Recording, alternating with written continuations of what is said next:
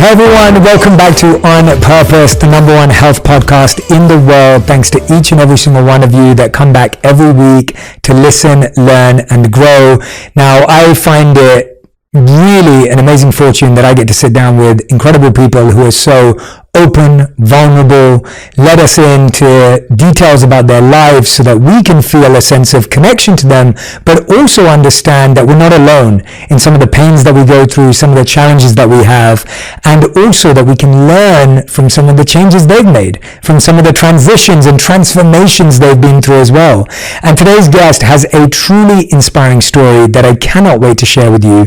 I'm talking to none other than Lily Reinhart. Lily has quickly amassed an impressive resume as one of Hollywood's most exciting young actors on screen, and is quickly becoming a multifaceted talent with projects as an executive producer and author.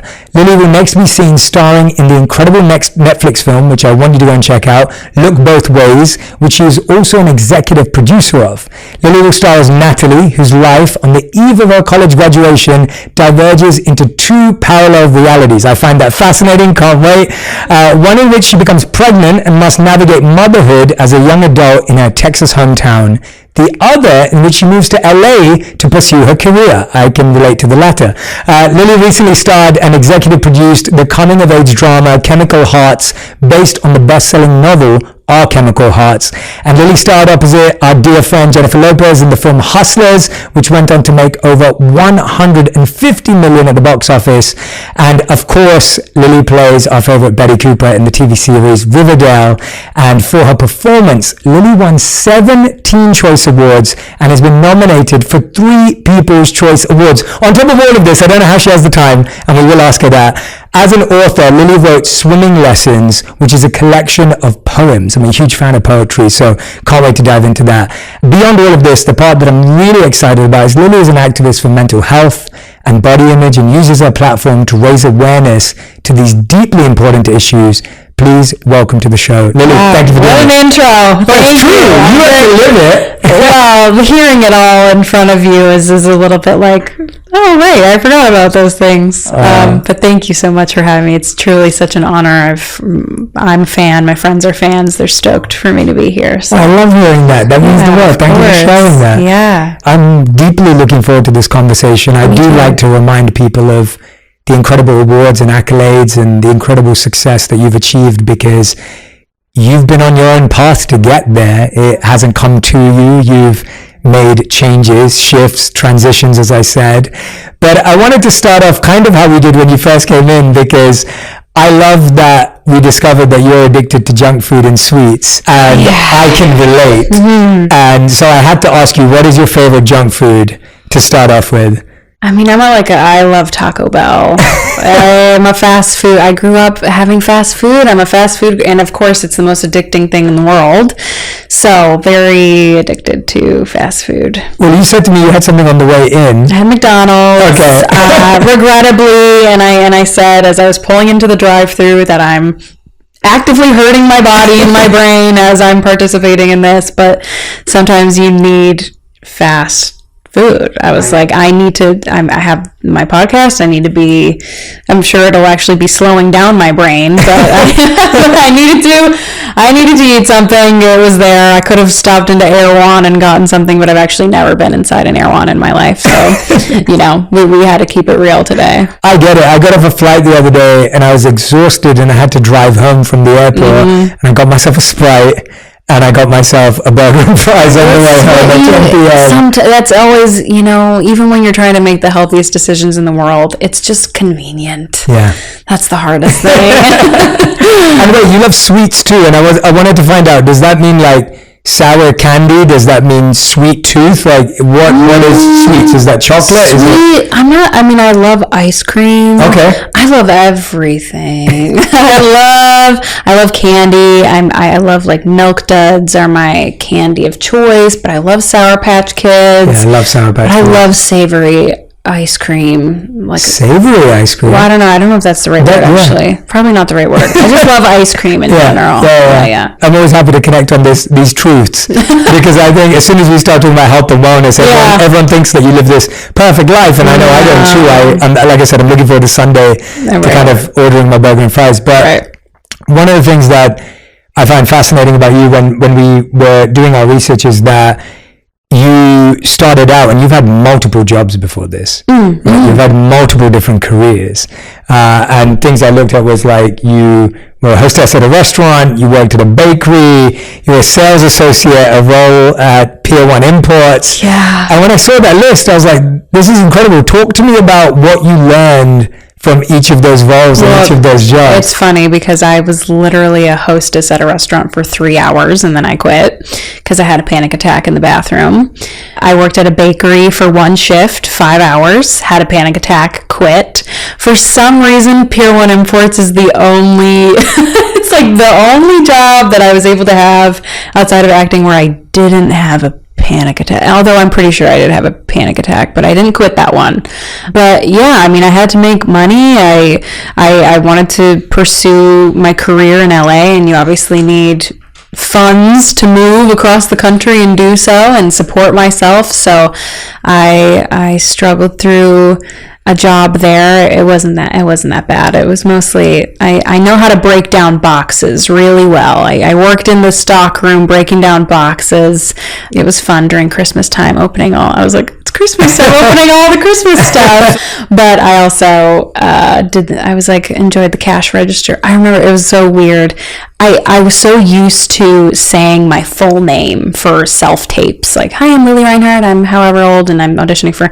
So the phone rang at Pier 1 once, and I was like, this is Lily Reinhardt. And I just thought that was the worst. I love that. I was like, this person's probably like, who? Like, that was such a weird thing. I would think you were really professional, and I was like, wow, this is my full name. Impressive. Yeah, I want to know who Lily Reinhardt is. Yeah, very memorable. I'm sure that person remembers it quite well. Yeah, that would be amazing if that person is watching this or finds this somehow. Please let us know, because we would love to. Yeah, I would love to discover you. Yeah, talk to me about those episodes. I mean, to start a job. And in 3 hours to have a panic attack, to have 5 hours and have a panic attack. Yeah. I mean, that's, let me know how old you were in both those jobs, but like, what was the cause of that? Where was that coming from? Yeah. How did that happen? I was 18, so I was living in North Carolina at the time. We had moved from Ohio to North Carolina for my dad's job when I was 16, so I was prepping to move to LA and obviously needed to have money to do so. So was trying to find a job. My anxiety at that point really stemmed from, oh my God, this is so not what I want to be doing, but it's the means to make it happen. So the anxiety came from, this is absolutely not where I want to be, but I know I have to be here because I need money. I have to make money. So the anxiety was like, don't have money, need it, have crippling anxiety and can't hold a job, but I need a job. So it was very, very isolating. And I've been fortunate enough. I have really terrible anxiety, but I don't suffer from too many panic attacks. But I obviously have had them. I know how they feel. It's the worst thing in the world. And having those in those environments was so awful. And I always immediately text my mom. I don't know how she does it. She has been very much the person that I turn to during these moments in my life of panic and anxiety. She's always at the other end of the phone or the other end of the Skype or the FaceTime or whatever I need her in. She's there. So I feel very lucky to have such a grounded... I'm like, if I'm having a panic attack, Amy is going to know about it. I really appreciate you sharing this, because I think so many people can relate to that anxiety. I remember when I came out of the monastery, left India, moved back to London. It took me about 10 months to get my first job. Finally got a job. I was working at this, big consulting firm. I was back in the professional corporate world, which is what I would have done if I hadn't become a monk. And I was working at a client where I didn't really understand what we were doing. I'd been out of the working world for like 4 or 5 years at that point. So kind of lost a lot of my training in that world. Right. I struggled with small talk. I'd come back from this, and I remember feeling so anxious that I would take the longest lunch breaks. Like I would disappear from work for like 2-3 hours. Yeah. Because I just couldn't have those conversations. I didn't know what to do. I wasn't very good at my job. And I remember going up to our senior manager at the time and saying to him that I know there's a space for me in this company, but I don't think this is the right role or this is the right client, because the work we're doing here, I feel really a deep lack of confidence. Yeah. And I'm really just feeling anxious. Yeah.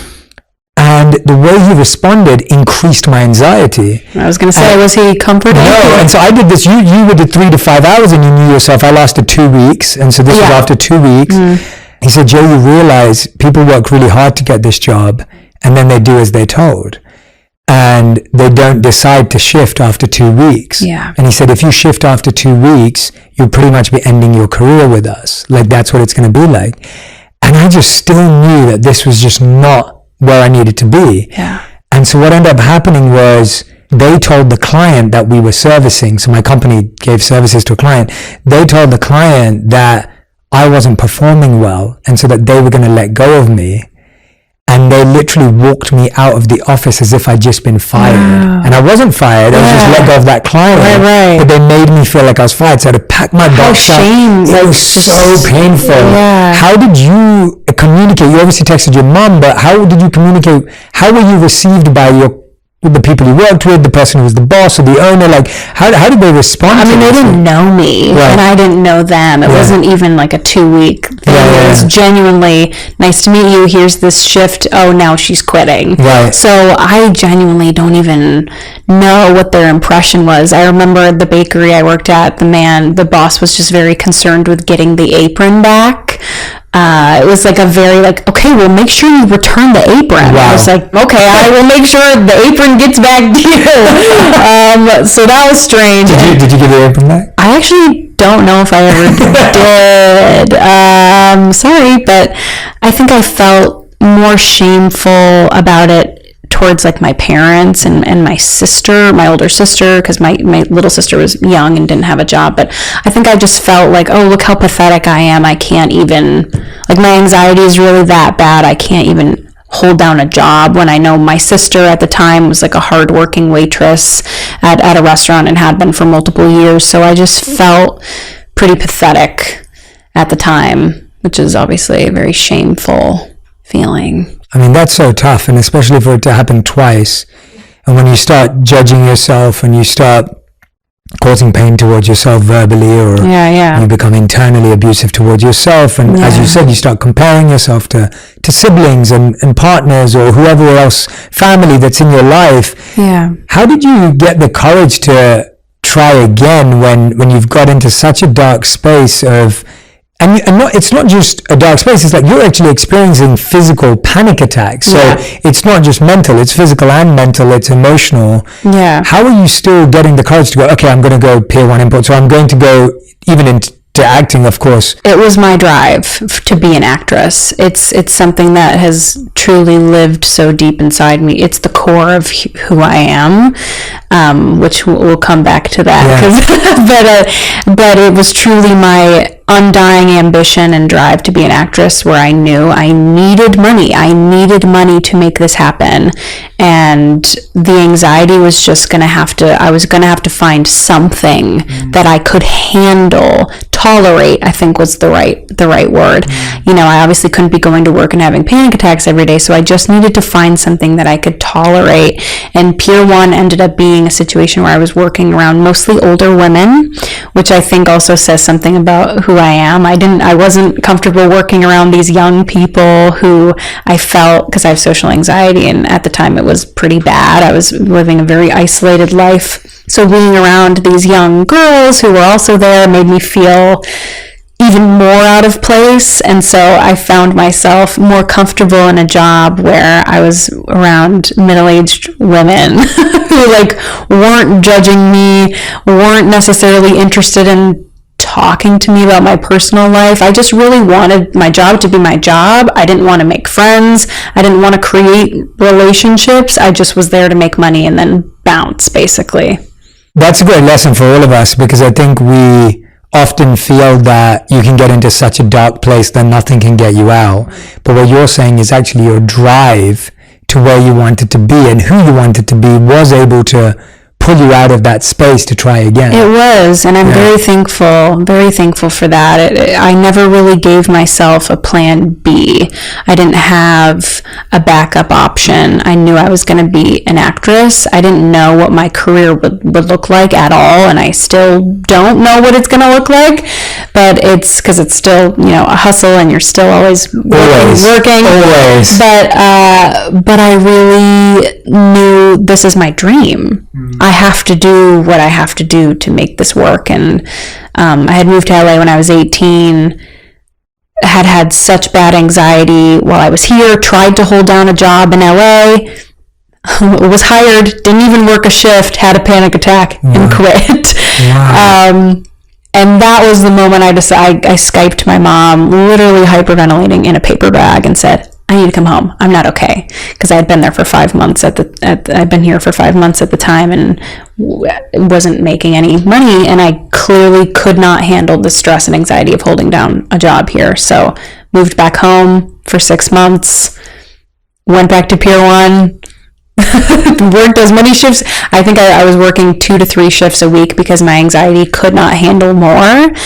Saved up very little money. We're talking like $1,700 in the span of 6 months because I just could not work that much.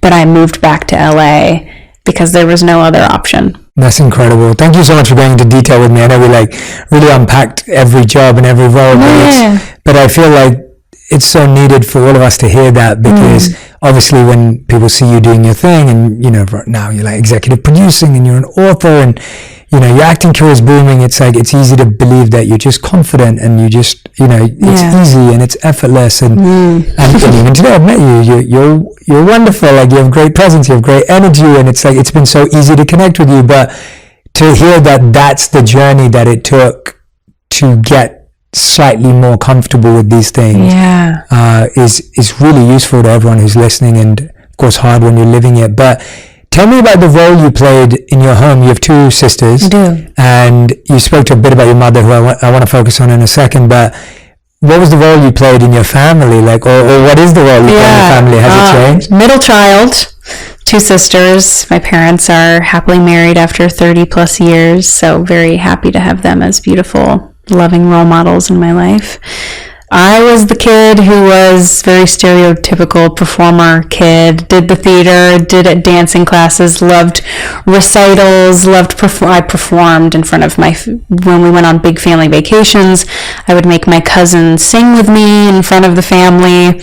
I was that kid, and was terrible at sports. That kind of, this kid is meant to be an artist for sure. And I began struggling with anxiety at a young age when I was like 11, as when it got really bad, which sounds so young thinking back on it. Like I really was feeling such complex anxiety, and my parents had no idea where it was coming from. My older sister was bullied very badly, and she struggled with her own issues, and so it was sort of like very hard for my parents to understand why I was struggling so badly, because there were no real external factors that made sense. Nothing was really adding up. Like, oh, you have friends, you have extracurriculars, you don't have any blaring issues. It's just, why are you so anxious? Why do you hate school so much? Why are you feeling this way? And so I felt a lot of isolation at that age, from the kids around me to my own family. It just felt very misunderstood, and that's really when I started going to therapy for the first time. And I really don't remember a lot of the journey, because I think you're just so young, you only remember so many things. But also I was in such a weird tunnel vision stage of your life where you just are in fight or flight mode, and you're not really taking in your surroundings or really living, you're just surviving. And so it's interesting to think back on those times, because I barely remember. All I remember is crying before school every morning, begging my mom to let me be homeschooled because I couldn't stomach the idea of walking through the doors and sitting through an 8-hour day with the kids around me. Everything was a countdown, constantly counting down how many hours left, how many hours until this class is over, when can I go to the bathroom so I can have 5 minutes to be alone, when can this happen, when can I do this, blah, blah, blah, always counting down to something. So very much not living my life. It was always rushing through it. One of the hardest things about mental health, I feel, is that it's invisible. Like no one can see it. Yeah. No one understands it. And often people feel, well, you have this, so why would you be anxious? Yeah, it doesn't add up. You have this, so then why would you experience depression? And it's hard when it's your own family. And, you know, when you're talking about being that young, it's probably when the mental health conversation wasn't as open as it is now. Not at all. Where I'm hoping today that at least parents are hearing about it, are more open to the fact that they could be providing a beautiful, loving atmosphere at home and a child could still be struggling with something. And I think that's one of the hardest things for parents, is that it's almost like they see it as a reflection of them. It's like, what am I doing wrong? Yeah, what's wrong with my kid? What did I do? What did I do? Exactly. And that idea of what did I do stops us from thinking about the other and thinking about that person, when that's really the moment where a child is saying, I'm struggling with something. And the ego inside all of us, not just parents, the ego in all of us goes, but no, but that's not my fault. Like I don't know. This can't be right. This can't be right because I didn't do anything for that. It sounds like your parents are wonderful, right? Like from what I'm hearing. Yeah. And so obviously for them, I can imagine it's hard. When you start going to therapy at that young age, when you start getting exposed to this, when do you start to feel like you're gaining tools, clarity, insight, that you're like, oh, I can cope with this? Because it sounds like from what we were talking about, it's not something that ever goes away. It's not something that ever just disappears, but you start coping better, you start managing it better. Is that accurate? Or? Yeah, no, for sure. I think the therapy was a really beautiful. For 1 hour a week, I was talking to someone who just got it. She was an older woman. I instantly really loved her and connected with her. I still felt like it wasn't okay for me to be feeling what I was feeling, like it wasn't justified, and maybe I would be looked at as crazy. So I remember even in my therapy sessions would be like, oh God, my allergies are so bad, as I had tears streaming down my face. I'm like, girl, you're in a therapy office, you're allowed to cry. And it's interesting, like the messaging from when I was a kid to what it is now is so radically different compared to even, 20 years ago. How insane. But even just from when I was a kid, I feel like you heard the term, don't cry. You don't need to cry. Crying is the most beautiful thing you can do. I encourage people to cry. I cry all the time, and I think it's the most healthy expression of how you're feeling. And I sometimes wish I just could have been told, you can cry. There's no shame in that. There's no shame in how you're feeling, and also you don't need to always be justifying it, because I think I was constantly trying to come up with reasons why, rather than just being accepted for what it was. I have anxiety, I have depression. Okay, but why? Well, sometimes there isn't.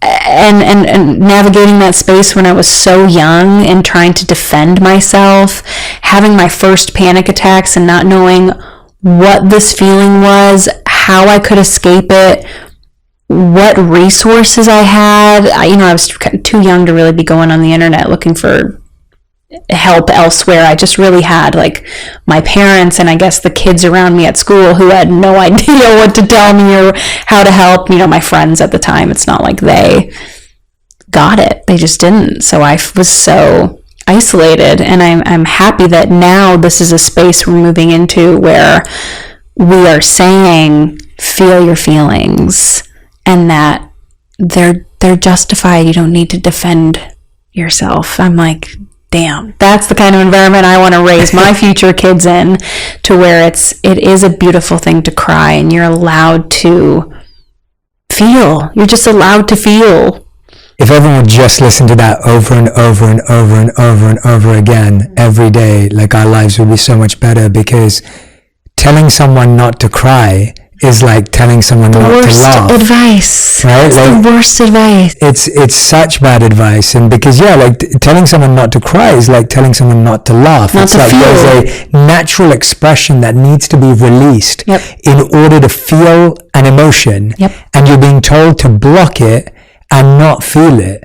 You would never do that with any other emotion. But when it comes to crying, and especially as a man too, that's a big part of how boys don't cry. Boys don't cry. Right. And boys never cry. And, you'll be fine. You're okay. There's nothing wrong. And so it's like, oh, if I cry, that means there's something wrong.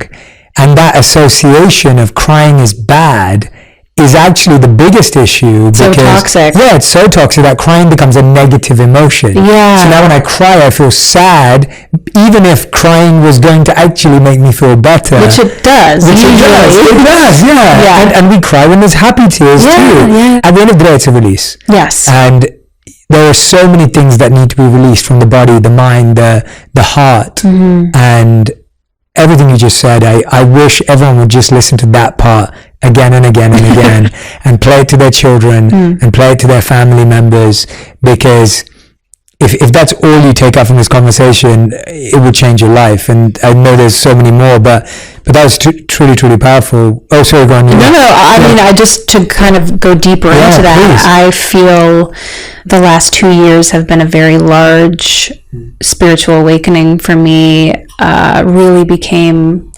awakened to the spiritual side of life and really what wellness means. And I thought I knew who I was before and was confident, but really so much of my identity was based off of pleasing other people and putting my identity in other people's hands. And the concept, I read a lot of self-help books, did a deep discovery on all those things, and the biggest takeaway I was gathering was how vital it is to sit with your feelings and experience them, which again just goes along the concept of don't cry. You're pushing it away rather than doing the opposite, which is how you heal. I was on a very big healing journey 2 years ago, which is how this all really started. And the biggest thing I kept reading was feel your feelings, sit there and let the feeling be in your body, let it flow through you, observe it, don't judge it, let it happen as it needs to happen, let it flow through you. And so that's what I did, and that's what my perspective has changed quite dramatically over even the last couple months. And I sort of look at things this way as someone who very much struggles with anxiety and depression.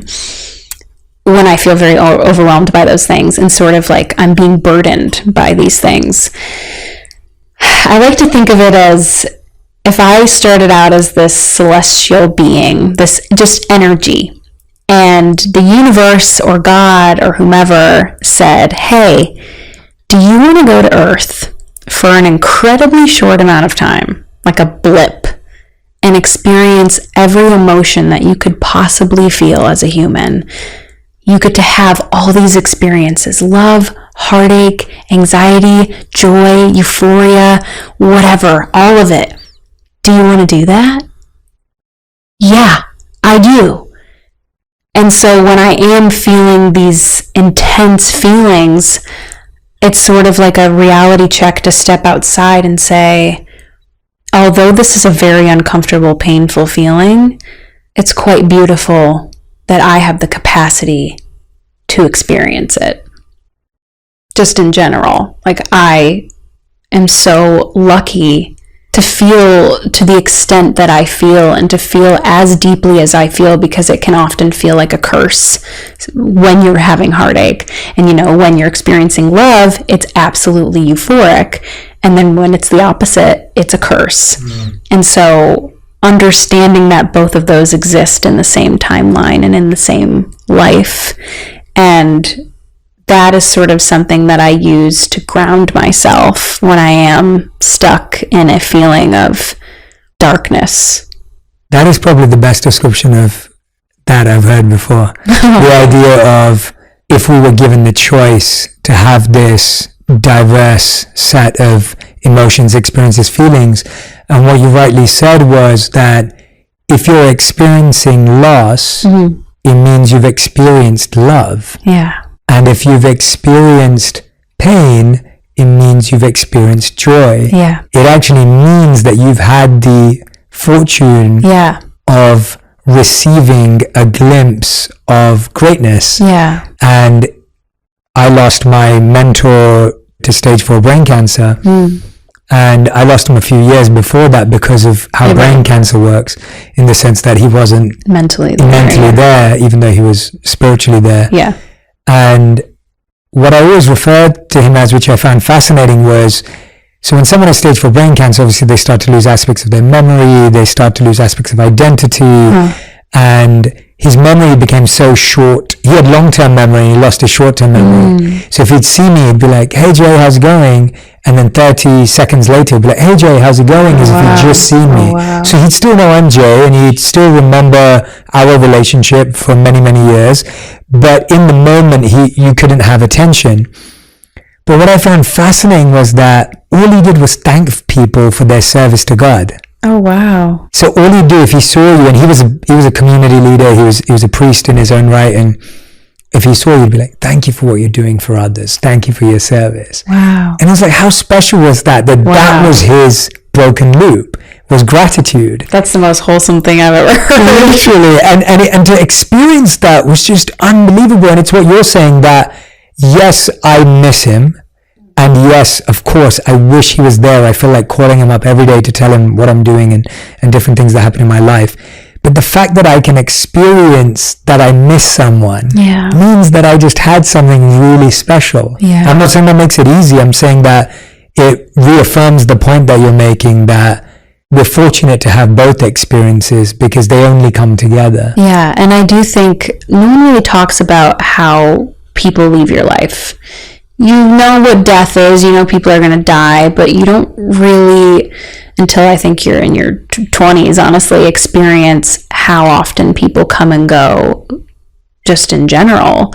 And it's loss. It is grief. It's not death, but it's loss, and how profound of a feeling that is. And I almost wish, and I don't know what this looks like or what the teachings look like or what the advice is, but just that there could be more of a conversation of, when you are growing up, like, people are going to come and go, and let's find ways to accept that. Because I think the last 2 years I've had what feels like a revolving door of people in my life, new people that I've tried to make connections with, and then they leave, or people that I've been maybe not make a connection with, so there never really is one, and then the relationship kind of just ends.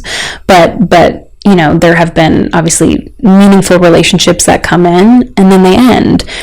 And so it's weird because you are going on this journey of loss and grief, but it's not death, and the person still exists, and they have their own conscious mind that you're sort of trying to figure out, well, how are they experiencing this? Because in death, the person's just gone, and you can think whatever thoughts you have, and they're yours, and no one can take those away from you.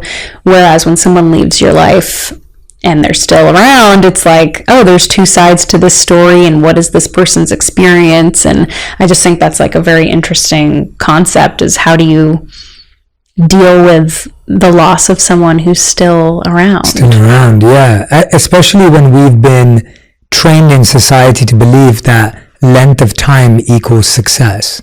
Yeah, or that's the measure of love. Correct. Yeah, that the measure of love, the measure of success is importance, longevity, length. We know plenty of people that have been in a job for 25 years that they hate, or have been in a relationship for 15 years that they don't love. Right. And you constantly find that. But also what you're saying, I think more deeply, the idea that we actually deal with coming and going and the seasons of relationships far more. And it's like, we know that when it's winter, you put on a coat. Right. And we know when it's summer, you get to put your shorts on. And when it's spring, you may carry, if you're in London especially, you carry an umbrella. And if it's fall, you get to wear fall colors. Like, you know, it's like with the seasons of nature, we know how to adapt our clothing, our preparation. But not with the seasons of life. Absolutely. It just doesn't happen. Like you don't ever talk about the winter of life. No. That's what you're saying. If you talk about loss or death or grief as the winter of life. Yeah. You don't ever talk about it, and then you're unprepared. Yeah. It's almost I feel very ill-equipped. Genuinely. And as I've been in the last 2 years dealing with so much of it, I'm like, there's got to be some solutions out here. There's got to be people who are talking about it, because I know I'm, not the only woman in their 20s who's going through cycles of relationships and meeting new people and then having those people leave, or me choosing to leave. So it's like, come on, guys, let's rally and brainstorm and be there for each other, because I don't want to turn to Google and read stupid articles that tell me that when someone leaves your life, you should go on a hike. Because if someone tells me to go on a hike one more time, I'm like, okay. This is what people say. They say, when someone leaves your life, when you're going through something, pick up a new hobby.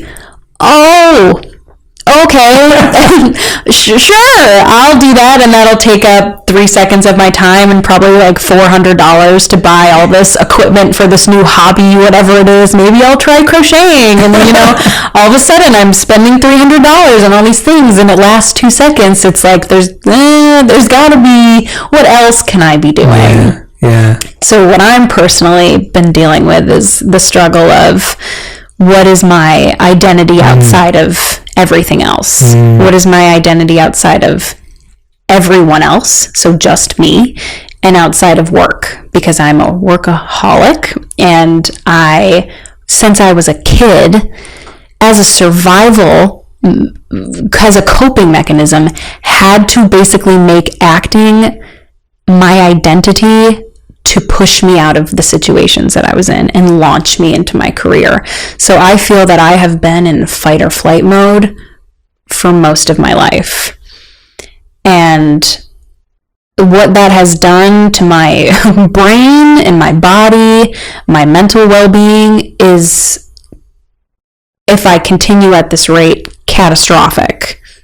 I will lose my brain power. There's no way. Humans are not meant to continue living in that state of your adrenaline is always going, just that fight or flight response. And I'm basically on this journey right now in my life of trying to calm that down, and trying to just simply exist and sit in stillness without feeling like I need to fill a void. And that is the biggest, that has been like waking up with anxiety. I'm not working this summer. I'm not filming anything. I'm promoting my movie. Very thankful for that. I have my own production company, so I'm doing I do a lot of Zooms, I do all the things, but there are days where I have nothing to do. That's amazing. Well, that's the challenge, is where I'm thinking, what do I do with myself? Because I have been programmed to constantly go. Pick up a new hobby, go on a hike. Yeah, let me do that. I'm going to do that. Besides that, I'm like, how do I find serenity and acceptance and peace without running away from myself? Because and I'm stopping myself in these tracks, because the past week I've had such bad anxiety about not working and being bored. The fear of being bored has been haunting me, and I've been thinking, what trips can I go on? Okay, I'm going to reach out to like literally everyone I know. When are they available? I'm looking at the calendar on my phone going, I'm alone that day, need to fill that up. Like, genuinely, how can I fill my time so I'm not alone? Because loneliness equals my existential crisis thoughts, and I'm going to spiral. Yeah. So I'm very much on that journey because I know I don't want that. I do not want that. I do not want to be someone who has to fill that void. I pride myself on being someone who will never just succumb to that and be the person who always has to have friends around or always needs to be doing something.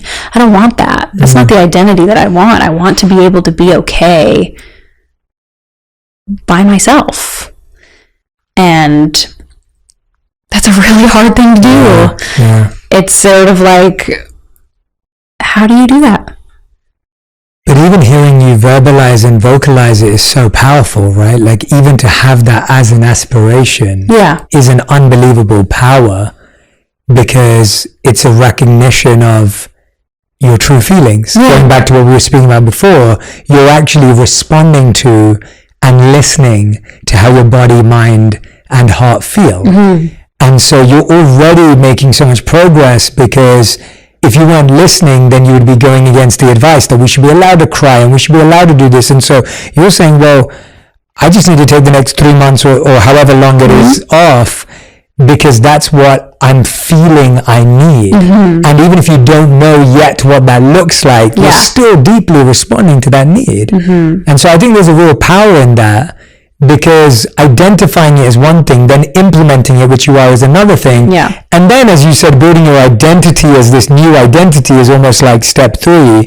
I want to dive into that and how we do that with you and how you have found ways of doing it, because I'm guessing that you've had glimpses in these last 2 years where you have felt at peace with yourself, or you have had moments where you recognize the value of solitude over loneliness, or there are moments where you're starting to realize, you said in your own words, I don't want to live based on the opinions of others or for others. So there are glimpses of what this looks like, and you're piecing together the puzzle.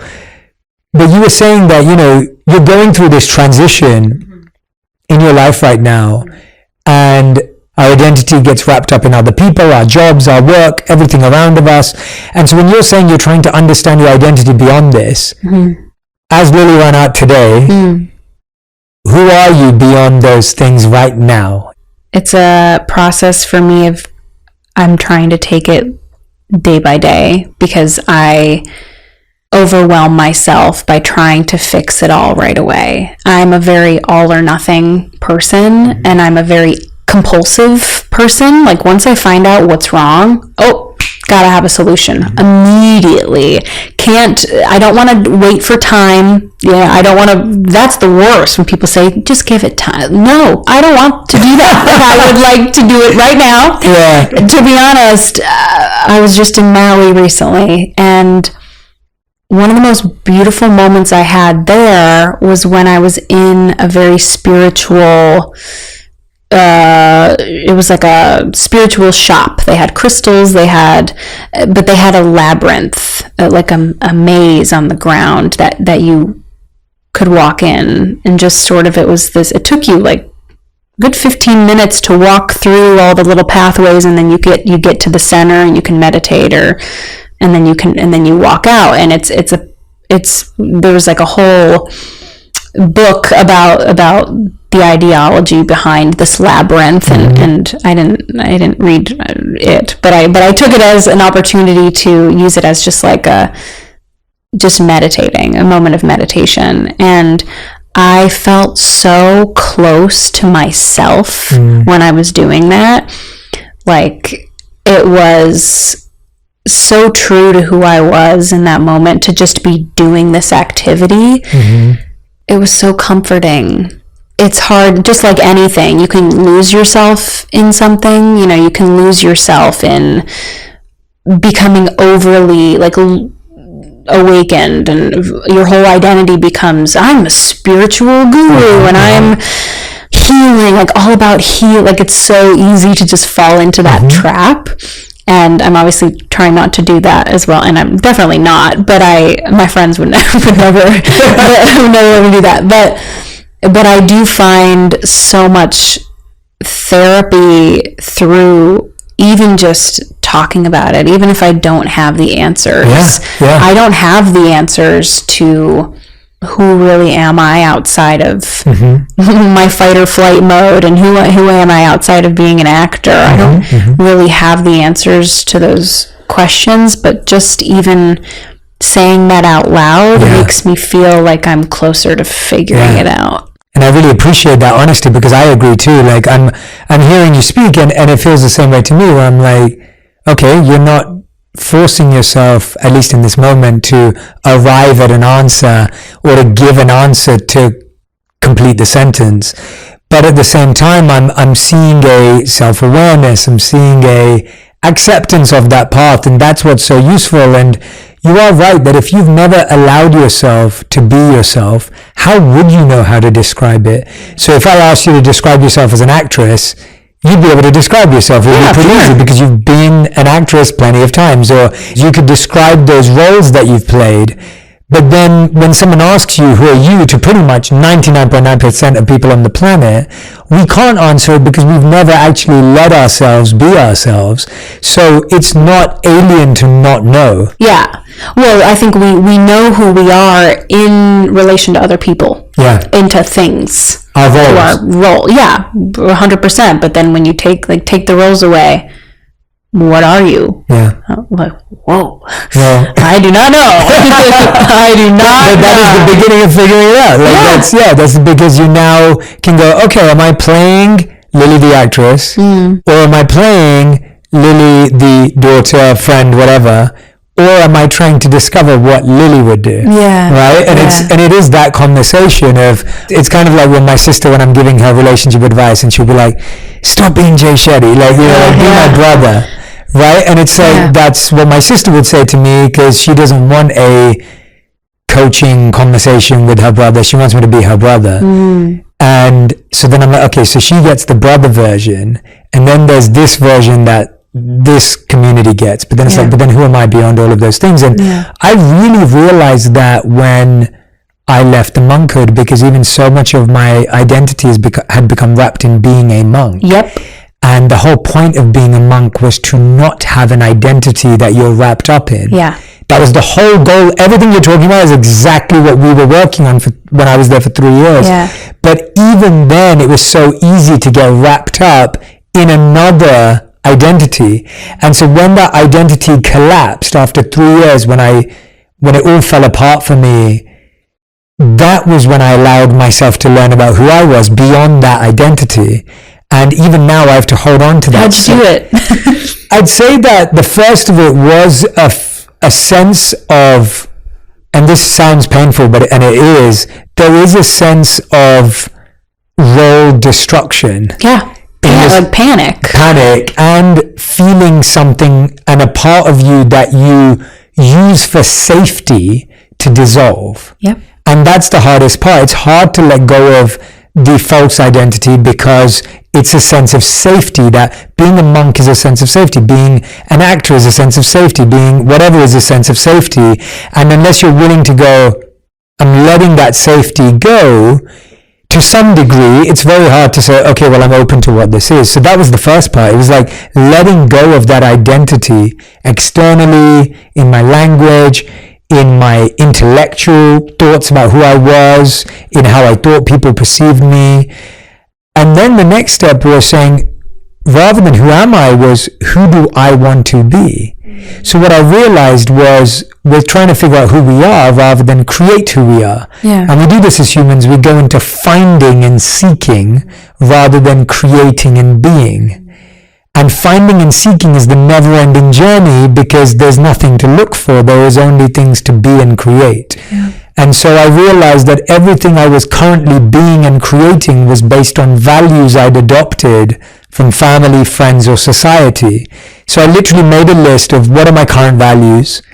I then asked myself, where do they come from? And so it was like my parents, some kid in school who bullied me, my teacher who told me I wasn't this or that, a friend who thought I was cool or uncool based on whatever. And then I asked myself, do I still have that value? Do I still want to live that value?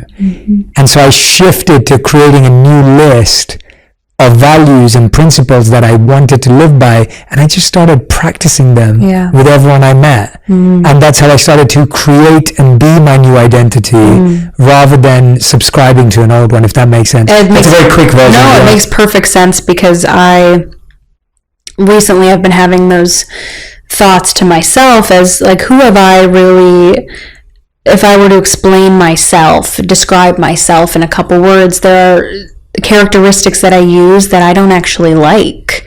I don't like being a negative person, but I think I would describe myself, I used to describe myself as a negative person, as a pessimist, as a full realist, not entirely hopeful kind of person.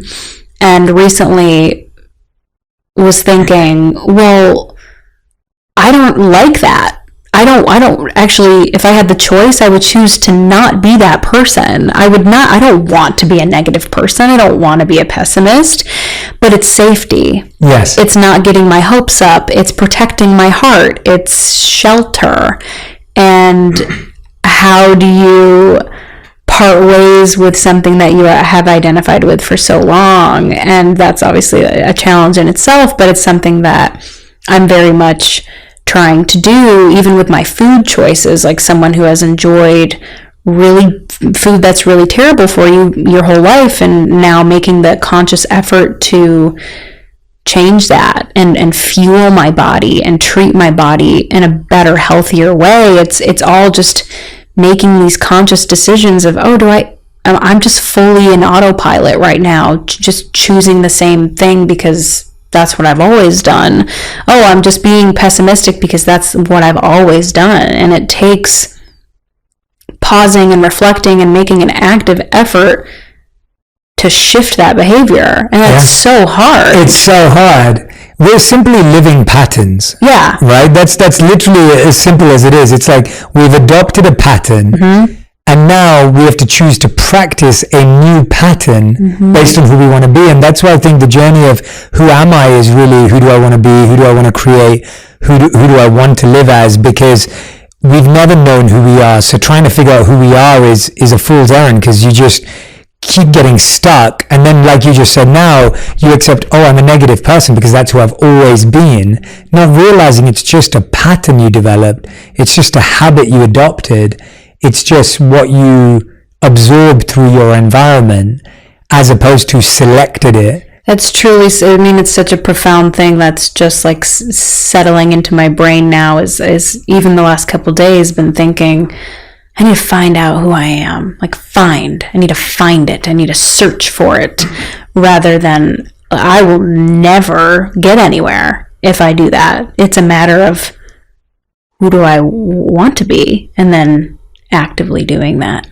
Yeah, and selecting those values, selecting those principles, selecting the habits like you just gave for your food. Mm-hmm. It's like if you just said, who am I? I'd be like, I'm someone who loves chocolate. Like I'm someone who loves ice cream. I'm someone who loves junk food, fast food.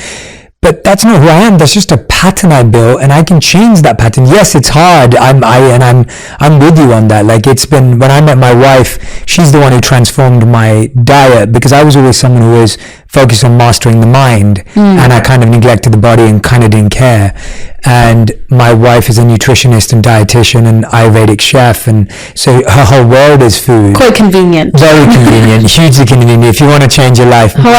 Yeah. And it was like she got me off refined sugar, she got me off the wrong oil, she got me off like packaged and processed food on a daily basis, and it was so much education and so much coaching that I received from her that allowed me to make transitions where the first thing I said to her was like, I don't know how I would live without sugar. Yeah. Like I don't know. Yeah. And it sounds ridiculous now, but it's like, when we got married 6 years ago, and I was like, I don't know what you want me to do. Mm-hmm. And then we started looking for alternatives. And now if you ask me, I pretty much would eat like, I guess refined sugar maybe like once a month.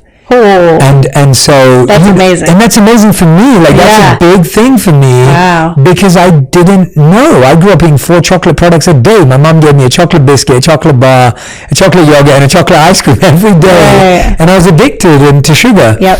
And so it's pattern formation though. And yes, you're so right. It requires discipline. It's painful. It's hard. But I love that that's dropped for you. Like, and I love that you took us there today, because I think too many people are finding and looking and seeking and searching, and it's being and creating and building and forming, which is where our energy needs to go, because you've seen yourself build a career. You've seen yourself create your roles. You've seen yourself create a book. You've seen yourself create a show. Like, you created those things. You didn't find them. Very true. You didn't search for them. You didn't seek them. Yeah, so you know you have creative energy and creative power. Yeah. Like, damn, gotta create myself now. Yeah. How exciting. It is very exciting. And then there's a sense of selection and control, and not control in a control freak way, but in a sense of like, I can choose. Yes. Yeah. I can make the choice. And my first step was definitely the epiphany of,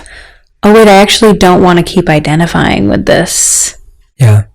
Were you always, you used the word spiritual, was that a word in your vocabulary always? Did it arise 2 years ago? Like, how did that become a path to a lot of this healing and journey that you've been on, as opposed to something else? Like, I think there's so many options. Yeah. Why this? Why how? I mean, I grew up Christian. I went to a Presbyterian church, which I definitely do not align with those teachings anymore. But I do believe in God. I do call myself a Christian, but I also call myself very spiritual.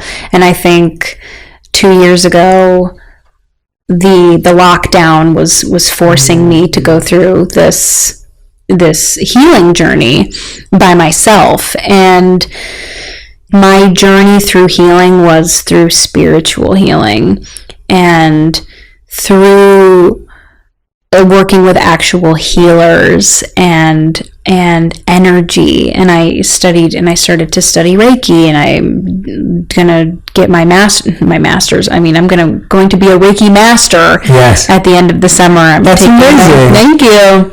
So it became I'm going to look inward is sort of what it was. And I found that became, that's clearly a very spiritual route. You're looking in towards your spirit, towards your soul. You're doing shadow work, soul searching. So I was like, okay. Spirituality is the word that I'm resonating with. Yeah. And I actually went to Mount Shasta, which is a very high vibrational, highly spiritual place in Northern California. And I went there by myself, and I worked with she calls herself a sound healer.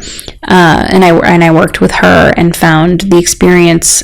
I felt very much like I was so at home with myself while I was doing those things. So connected to myself, connected to my higher self, the person that I want to be. And so I thought, yes, this is the right path for me. And so kind of ever since then, I've been very into spirituality. And, I've always loved crystals. Everyone loves crystals. But like looking past that into a deeper form of energy healing. And that led me to Reiki, which led me to sound healing and going to sound baths and then meditation, and I took a course and I learned TM, transcendental meditation, which wasn't really it didn't super resonate with me. It hasn't stuck with me, but it is something that I tried. So it's been a trial of just different things. And I guess that's just what I call when I say I'm spiritual. I'm on that very personal journey with myself, looking inward. Yeah, is sort of what I mean by that. Yeah, but I love those examples, because it is a practicing of different methods and techniques to find what works for you. And you've obviously found, both in Reiki and sound healing, what really soothes your soul and your healing, which I think is such an important part of it. I think spirituality or healing or any of these terms can often they're so big, and they can get a good or bad name based on a particular practice. And the idea is that it's just such a big umbrella term for so many practices that it's so important that people keep an open mind to finding what works for them. And you're right, there may be a certain aspect that just doesn't, float your boat and doesn't make you feel great, but there's other parts that could reveal it to you, very powerfully. I think when I lived as a monk, we traveled a lot in southern India, where a lot of temples are around 2,000 to 5,000 years old. And I never had been anywhere that old. My school was 500 years old that I went to in England. And so that was pretty old. Yeah. But then when you go Mine was like 80 years old. Yeah. My school was literally 1573, I think was the year. Oh my gosh. By the Queen in England. And so Yeah, and so our school was pretty old and had this big history, but when I went to these temples that were like 2,000, 5,000 years old, and you see this incredible architecture, it's maintained. I never realized that I found going on pilgrimage to be so deeply healing and for me, because I would go into these chambers where sound similarly has been maintained and preserved for thousands of years. People have meditated, chanted, played bowls, gongs, whatever it may be, in these spaces, and you can still feel the reverberation when you walk in. That sounds so amazing. And it's really powerful. Like it really feels like, and so again, that was something that I never would have known growing up in London and having to go to that experience. And those temples are mainly in southern India. Sounds like I need to go to southern India. Yeah, where you see that like real ancient history of spirituality in southern India. And so those kind of places for me were like things that I never thought I'd discover.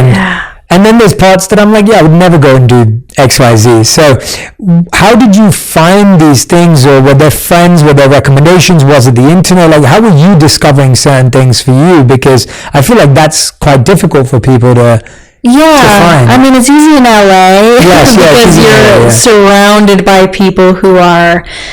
there's a crystal shop on every corner, genuinely, and there's a tarot card reader. Truly, and I think I was always like, oh, tarot's interesting. That happened, a couple years ago. I bought my first tarot deck. And Reiki, actually, a makeup artist on Riverdale who worked on the first and second season, she was a Reiki master, and she was telling me about it, and one day performed Reiki on me, and I was like, whoa, this is so cool. And so I was always super interested in diving into that, and then the lockdown just kind of gave me a boost to explore that, because I was like, damn, I could use some healing. Maybe I should heal myself.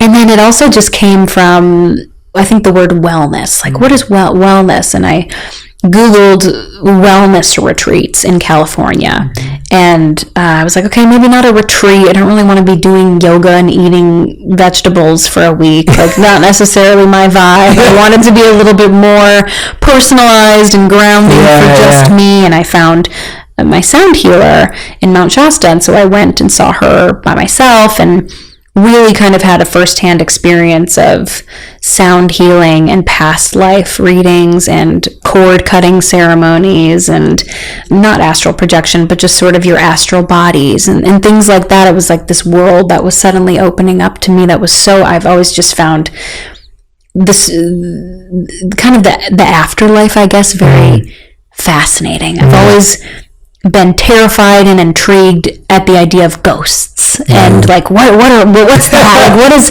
talking to a spirit? It's so weird, and I've always felt like I've been very highly intuitive, kind of in-tuned person. I see symbols and I see things are very serendipitous, and there's all these coincidences that are happening, and so I also was looking into.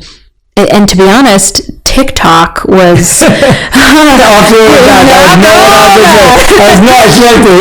there is such a spiritual side of TikTok that is so vast. Can you put me onto that side? Yes, I mean, it's the algorithm. You start seeing one video and you're seeing a million of them, and I was stumbling on these pages of just like highly intuitive people, and I reached out to one of them and said, do you offer mentorship?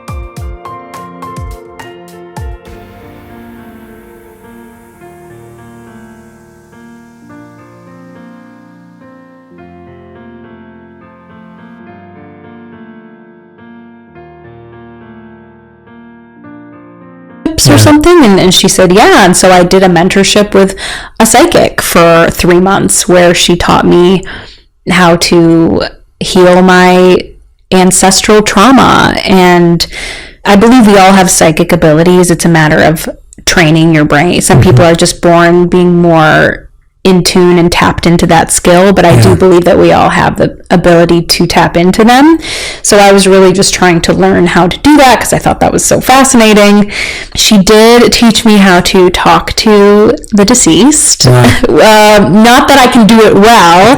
I will say I feel that I've only successfully done it like twice or 3 times, and even then while you're doing it you're sort of like, am I doing this? Like, most people, when they hear these things, there's judgment about, that's just wacky, or that's whatever. Like, but what I'm seeing in you, which I'm appreciating, is just, hey, I'm trying to be me. Like, I right now I'm exploring this. Right now I'm experimenting with this. I'm learning this. Maybe it's something that I believe is true. Maybe it isn't. But I'm at least doing what I want to do now, without worrying about what everyone else thinks and believes. I mean, when I chose to become a monk at 21 going on 22, 99% of my friends thought I was absolutely insane, because they're like, why would you do that? Like, why would you not want to go make money and date more women and get into another relationship and get a home or whatever it was? And so I know what it feels like to make a decision that most people around me feel doesn't make any sense and is completely against the grain of,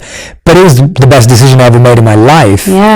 And I have zero regrets about that decision or how I spent that 3 years. And I look back at it all the time. But at the time, everyone around me thought I was making the worst decision. My family said I was committing career suicide. You know, my friends were completely confused. My society and people in our community were like, oh, you're letting your parents down and you'll never get a job again. You know, there's just so much judgment.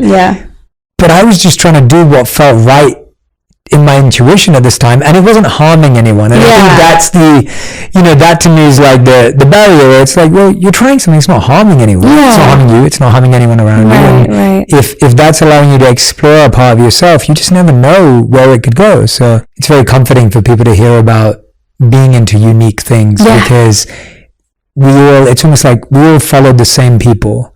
We all watch the same things, and there's nothing wrong with that, but it's nice to have a few things that are unique. Exactly, a break from the norm.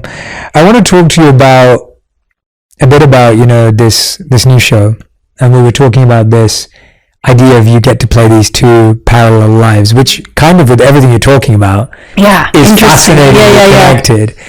And I love that idea of parallel universes, of multiple lives, of the multiverse right now is such a big thing and a big talking point. When you're playing these roles, how much of these roles are you identifying with, especially, I guess, like moving to LA for a career that's very much in line with you. And then obviously becoming a pregnant mother. I haven't experienced that yet. Like, when you're doing that, how much of what you've just talked about that you're interested in kind of feeds into those roles, and when you're playing those roles and becoming these new identities? Well, for the film, people ask, like, was it so hard to play two different characters? No, it's the same woman. So it's the same girl, just experiencing 2 very different things. And so that was amazing to play this woman, and I knew who she was, and I created her as a character. I knew what she valued, what she wanted, and I was, we're fortunate enough as an audience to see both things play out. It is weird because I'm very into, I do have those existential, like, if I did make this decision, what would have happened? And how would things have panned out? And the reason why I loved the script so much when I read it was, she's okay in both lives. She ends up being okay. And there is no one path that you go, oh, that was the right path, or that was the wrong path. It's truly just 2 different paths. And I think, especially in your 20s, things happen every day. Relationships end, things, people, you can get pregnant and you think, oh, my whole life is just gone, or my whole world is shifting. And I don't think that's has to be a bad thing. I think there are millions of ways your life can turn out. It's based off decisions you make every single day, but in the end, things are okay. Yeah. Things end up okay. I think if you stop and put too much thought into every decision you make, you're going to live a very treacherous life of feeling like you're walking on eggshells. I think it's a matter of saying, I mean, I personally like to look at it as the universe has my back. Yeah. And so I think this film also resonates with how I feel in that regard of this woman she had a positive pregnancy test and a negative one. And you see two possible scenarios out of a million of what her life could have been. And you see the journey she goes on through both and how she still has the same ambition and she doesn't lose herself in having a child. She still stays who she is and she doesn't lose her ambition. And when she goes to LA and goes through the hardships of trying to make her career work, she doesn't give up. You know, it's sort of a perseverance story and how you don't have to lose yourself in the things that happen to you. You can still stay you. Yeah. The thing that resonates most with me with that message and the whole conversation we've had today is this idea that even in one life, you can be so many things. Yeah. And I think we always are trying to make this choice, as you're saying, like, it's like, well, do I do this? And how will that impact me? Or do I do this? And it's like, you could probably do both. Yeah. I mean, you've lived so many different lives. And I know most people, have you. Yeah, and so have I. And most people I know have lived loads of different lives. And I think we feel forced to live one life and one truth. And I don't think that's true for anyone in reality. And when you force yourself to live one life and one truth, you actually limit what you started with, was with all these experiences and all these experiments and an openness to all these feelings. So, you know, I like that idea of the two lives into ultimately that both work out okay. And recognizing in one life you can live 3 lives or 7 and things can be okay. With that in mind, I want to shift towards, you've made so many changes in your diet, your health, you've experienced chronic fatigue, you know, and we haven't talked about that. So let's dive into that actually deeply. I've been through chronic fatigue. It lasted a long time. It led to deeper gut issues. It's led to so many lifestyle changes. It was stuff that also just snuck up on me without me even being aware, because I was living so much in the mind and my heart that I wasn't even aware of what my body was going through. And so I was, you know, grounding back into my body. How does it feel to live your career and experience chronic fatigue? You know, actor days are sometimes 18-hour days, if not more. Early mornings, late nights. I think people don't realize the lifestyle of making a movie or making a show where you're in a trailer all day. It's not the most comfortable, inspiring atmosphere as people think the career will be. How does that work with chronic fatigue and diet and eating on time? I mean, I say to myself, I'm like, damn, I'm in the wrong career. I don't actually believe that, but you know, I'm someone who very much needs at least 8 hours to function. So sometimes when it's a 4-hour turnaround or I have to get up and go on a plane quickly, I'm like, oh God, this is a challenge for me. But because it's something that I love to do so much, I truly just run off of the pure joy I find in what I do. And it's not so, you know, I take naps when I can, but I also am very much under, like now at this point in my life, really taking my gut health seriously. I've treated my body like a junkyard for a very long time with what I've been eating. And it's got to a point where earlier this year I knew I needed to make real changes because I was so unhappy with how I looked, but also I felt that I was doing a great disservice to my body. I spend so much time trying to better my mental health and I don't put any of that into my physical body. And there's all this new research on how depression is directly related to your gut and all these things. And I'm like, okay, we're going to take this seriously. And it is a truly reprogramming of bad patterns and habits that I've grown up just immediately going to the fast food, to processed foods, and it's truly been about educating myself on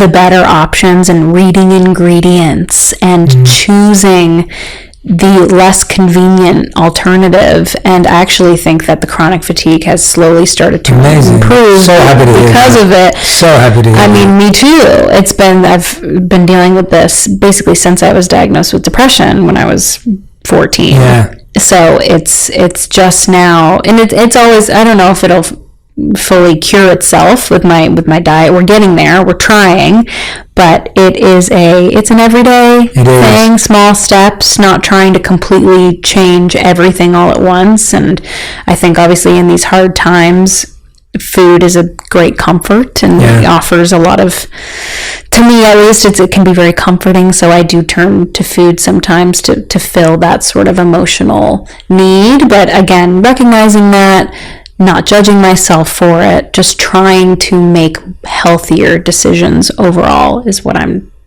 very much trying to do.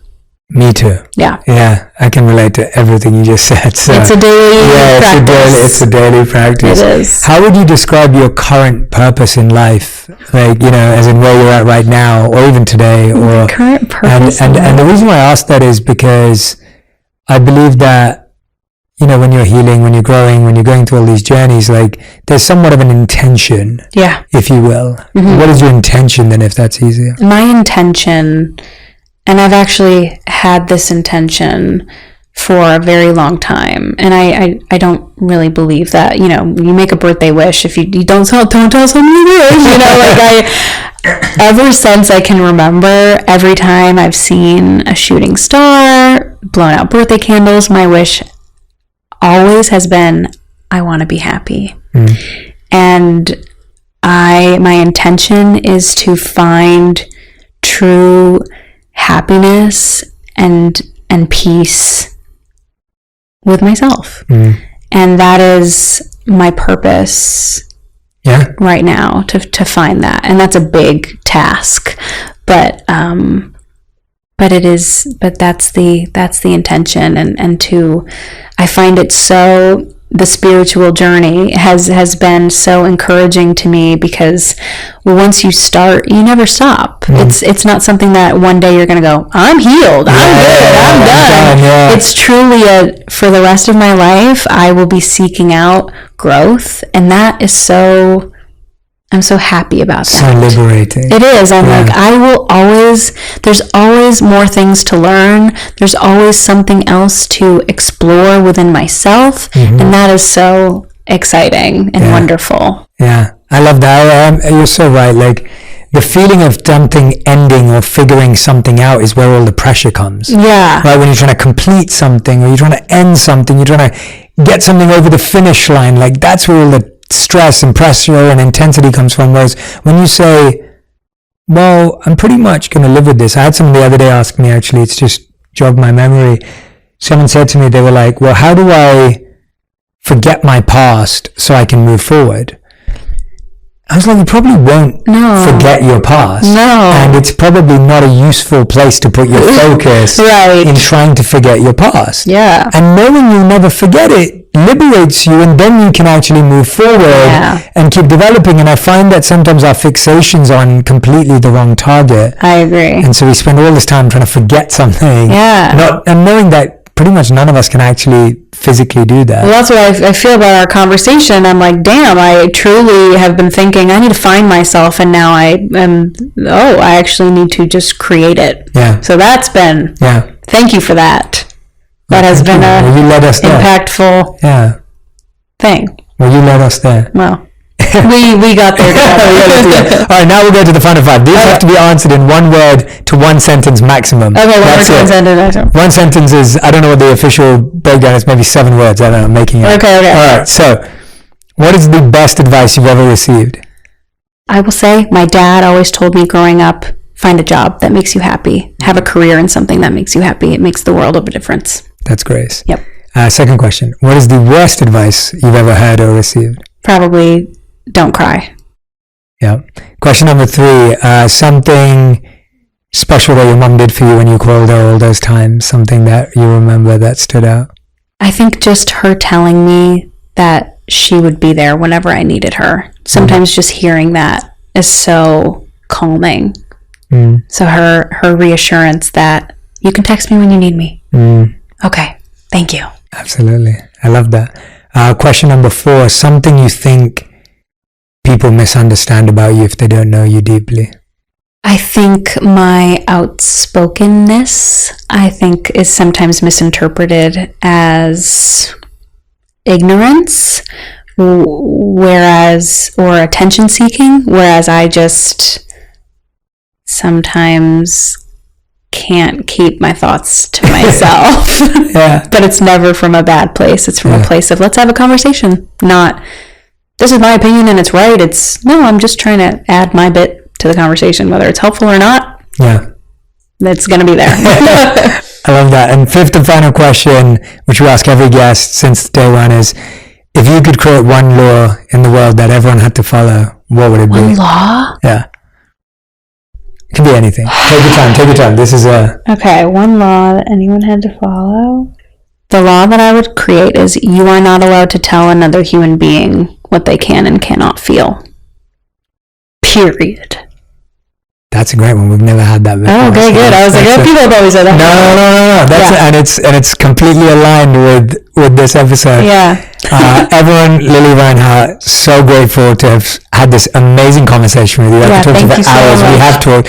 It was so much fun getting to know you, and honestly, hearing about your journey in such a intimate, vulnerable way was so special for me personally. Yeah, for me as well. Thank you. I've been so looking forward to this. Oh, no, thank you. I had such a great time. And everyone who's been listening or watching back at home, I want to make sure that you share what stood out to you. I think there were so many incredible things that Lily mentioned, genuinely. So many amazing points, so many insights, so many great reflections that she had. And I love knowing what connected with you because, and I know she'd love to know too. She's nodding along if you're not watching. She'd love to know too. So please do tag us on Instagram, on TikTok, on Twitter. You're allowed. TikTok, Instagram, Twitter. Like, do tag us to let us know what stood out, what was the point, what was the part, because this is one of those ones that I think you're going to listen to a few times. And as I said before, there are moments in this episode that I want you to repeat and listen to over and over again, maybe multiple times a week, because that repetition to hear that message again is what really gives us that permission to do in our lives. Lily, any final words, any thoughts, anything you want to share? Just thank you. Thank you for having a space to talk about things that I 2 years ago didn't know were things to talk about. So I'm very grateful to have come into this world of wellness, genuinely. And